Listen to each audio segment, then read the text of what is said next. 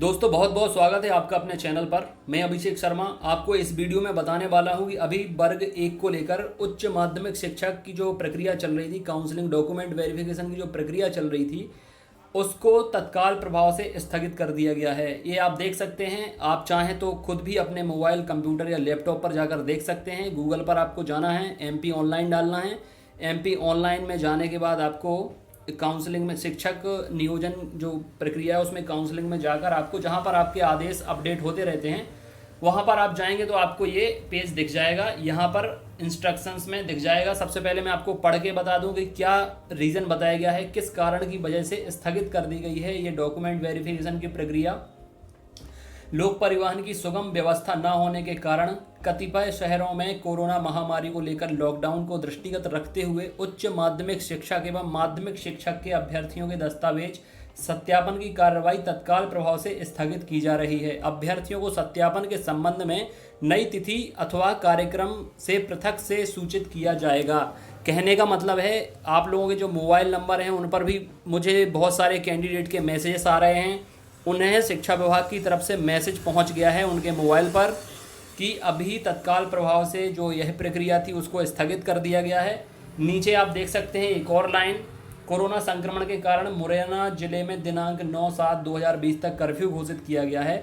मुरैना जिले के उच्च माध्यमिक शिक्षक पद के अभ्यर्थियों के दस्तावेज सत्यापन की प्रक्रिया में रुकावट आ रही है।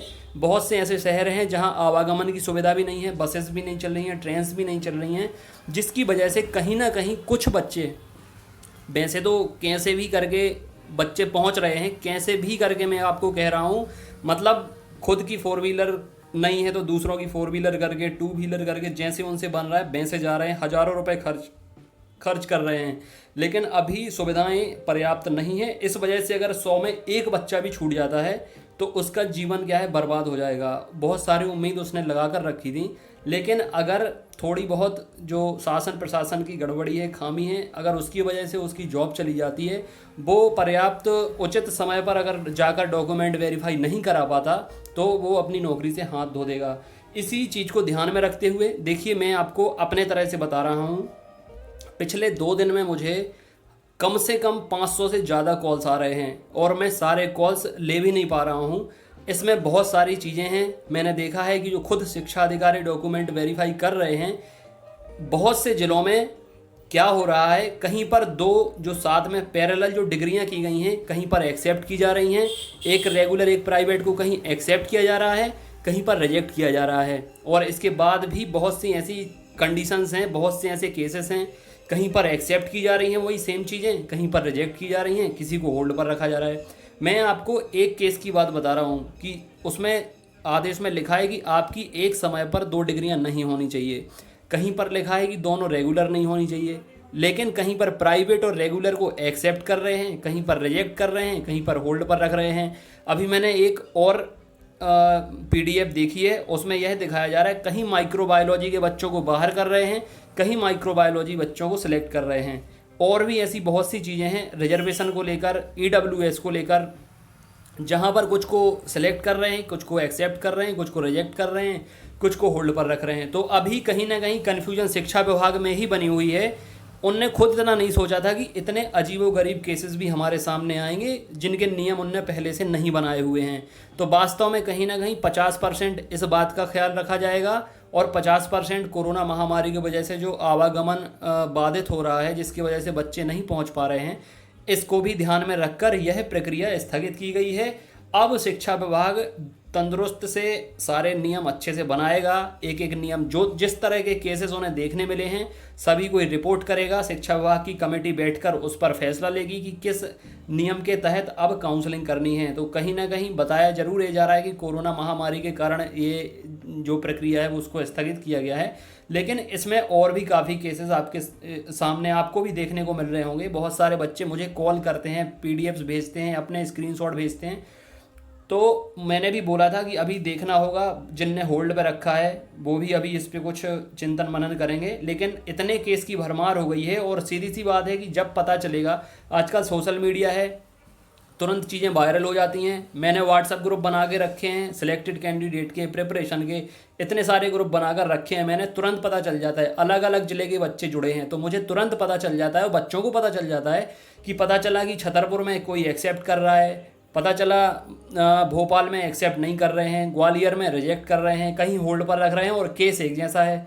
तो ऐसे में क्या होता है कि ये चीज़ें फिर सामने आ जाती हैं और फिर बच्चे क्या है, सीधी सी बात है, कोई एक्सेप्ट थोड़ी करेगा। अगर वो रिजेक्ट हो गया है और उसी केस का बंदा एक्सेप्ट हो गया है तो वो कैसे मान लेगा इस चीज़ को। तो चीज़ें फिर मीडिया में जाएंगी, फिर पेपरबाजी होगी। इसके बाद फिर अभी आपने देखा होगा, मैं आपको एक चीज़ और दिखा देता हूँ, यही देख लीजिए आज के न्यूज़पेपर की खबर है।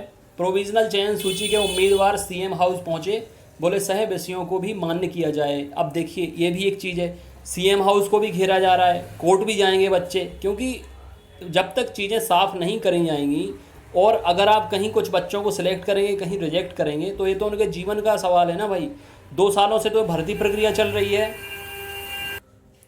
ये 2 साल लंबी तो प्रक्रिया पहले से खिंच गई है। अब अगर किसी अननोन रूल की वजह से या नॉनसेंस रूल की वजह से कोई बच्चा बाहर हो जाएगा तो सोचिए उसके मानसिकता पर कितना गहरा प्रभाव पड़ेगा, कितना गहरा उसको डिप्रेशन में जाएगा वो बच्चा, जो नियम उसे पहले से बताया नहीं गया। अगर पहले से कुछ नियम पता हो, मैं सभी नियम्स की बात कर रहा हूँ, सभी नियम अगर उन्हें पहले से पता हो तो माइंड सेट रहता है कि वो बाहर हो जाएंगे। लेकिन अचानक अगर किसी को पता चले कि अच्छी मेरिट आने के बाद उसे किसी वजह से बाहर किया जा रहा है और दूसरी जगह उसी नियम के बच्चे को सिलेक्ट किया जा रहा है, तो ये सबसे पहले तो एक चीज़ होना चाहिए, काउंसलिंग करने के पहले शिक्षा विभाग को ये सभी नियम जारी कर देने चाहिए, ताकि बच्चे इसको अच्छे से पढ़ लें और माइंड सेट कर लें अपना कि हमारा होगा कि नहीं होगा। हर तरह के नियम जारी करने चाहिए, उसके बाद इन्हें काउंसलिंग करनी चाहिए। उम्मीद है कि अब इस बार यही होगा, बच्चों को ना कोर्ट जाना पड़ेगा, ना सीएम हाउस घेरना पड़ेगा, ना न्यूज़पेपर का सहारा लेना पड़ेगा, ना मीडिया का सहारा लेना पड़ेगा। इसलिए यह प्रक्रिया स्थगित की गई है। जितने बच्चे सिलेक्ट हो चुके थे वो बिल्कुल भी अफसोस ना करें, क्योंकि वो तो पहले सिलेक्ट हो गए थे, बाद में भी सिलेक्ट हो जाएंगे। लेकिन जितने बच्चे होल्ड पर थे या रिजेक्ट कर दिए गए थे उनके लिए एक अच्छी खबर है, एक उम्मीद है कि फिर से जो नए नियम बनाए जाएंगे, उन्हें किस वजह से रिजेक्ट किया गया है, किस वजह से होल्ड पर रखा गया है, उस पर ज़रूर चिंतन मनन किया जाएगा। क्योंकि किसी को भी इतनी मतलब आपका मेरिट में नाम आया है तो जाहिर सी बात है, मेहनत की है, स्कोर किया है आपने, पढ़ाई की है आपने, तो एक झटके से आपको बाहर नहीं किया जा सकता है। इस पर चिंतन मनन किया जाएगा और बिल्कुल भी टेंशन ना लें, प्रक्रिया होगी, अच्छे तरीके से होगी, फेयर होगी और पूरी भी होगी। तो थोड़ी इतना टाइम लगा है तो थोड़ी सा टाइम और लगने दीजिए, लेकिन किसी के साथ भी गलत नहीं होना चाहिए फ्रेंड्स। क्योंकि आप लोग देखते हैं कि छोटी छोटी चीज़ों की वजह से भी इंसान कितने बड़े स्टेप ले लेते हैं अपनी लाइफ के। किसी के साथ भी गलत नहीं होना चाहिए, आप लोगों को भी सब्र और पेशेंस से काम लेना चाहिए। मुझे बहुत सारे कॉल्स और मैसेजेस आते हैं, मैं सबका रिप्लाई नहीं दे पाता, क्योंकि हज़ारों लोगों का अचानक से कॉल ले लेना, हज़ारों लोगों को रिप्लाई दे देना पॉसिबल नहीं हो पाता। लेकिन मुझे कहीं ना कहीं ये उम्मीद थी कि आप लोगों के साथ गलत नहीं होगा, भले ही कुछ भी हो। तो मेरा साथ आपके साथ है, चैनल का साथ आपके साथ है, ग्रुप इतने सारे इसीलिए बनाकर रखें ताकि किसी के पास भी कोई भी खबर आती है तुरंत आप लोग ग्रुप में शेयर करें, जैसे आप लोगों ने अभी किया है। अलग अलग ज़िले में अलग अलग तरह के नियम चल रहे थे, अलग अलग भर्तियां चल रही थी, तो उसी वजह से ये स्टेप शिक्षा विभाग के द्वारा लिया गया है। मैंने भी कॉल किया था और उनसे पूछा भी था, तो उनके पास जवाब नहीं था इस बात का कि अलग अलग ज़िलों में अलग अलग प्रक्रिया क्यों अपनाई जा रही है। तो फ्रेंड्स, आप लोग ऐसे ही एक साथ बने रहें, चैनल से जुड़े रहें, क्योंकि चैनल पर ही आपकी आवाज़ को दिखाया जाता है, सुनाया जाता है। यूनिटी में रहें, किसी के साथ कुछ गलत नहीं हो पाएगा, सब पूरा फेयर होगा। भर्ती प्रक्रिया भी पूर्ण होकर रहेगी, वर्ग 1, वर्ग 2 और वर्ग की 3 की भी प्रिपरेशन आप लोग करते रहें। अगले वीडियो में मैं आपको और भी कुछ तथ्य लेकर आऊँगा, कुछ फैक्ट लेकर आऊँगा, और भी जो समझ में पड़ेगी या कॉल में कल करूँगा डीपीआई में। अगर चूँकि कल संडे है फिर भी मैं ट्राई करूँगा अगर कोई अधिकारी उठाते हैं तो अभी और आगे क्या होना है, किस वजह से ये प्रक्रिया रुकी है, अभी और कितना टाइम लगेगा भर्ती प्रक्रिया को पुनः प्रारंभ होने में। तो ये सारी चीज़ें मैं आपको अगले वीडियो में बताऊंगा। तब तक जुड़े रहें और वीडियो को शेयर करें, नए तो चैनल को सब्सक्राइब करें, क्योंकि अभी बहुत कुछ होना बाकी है वर्ग 1, वर्ग 2 में और वर्ग 3 की भर्ती प्रक्रिया में। ठीक है friend, thank you very much, God bless you, take care.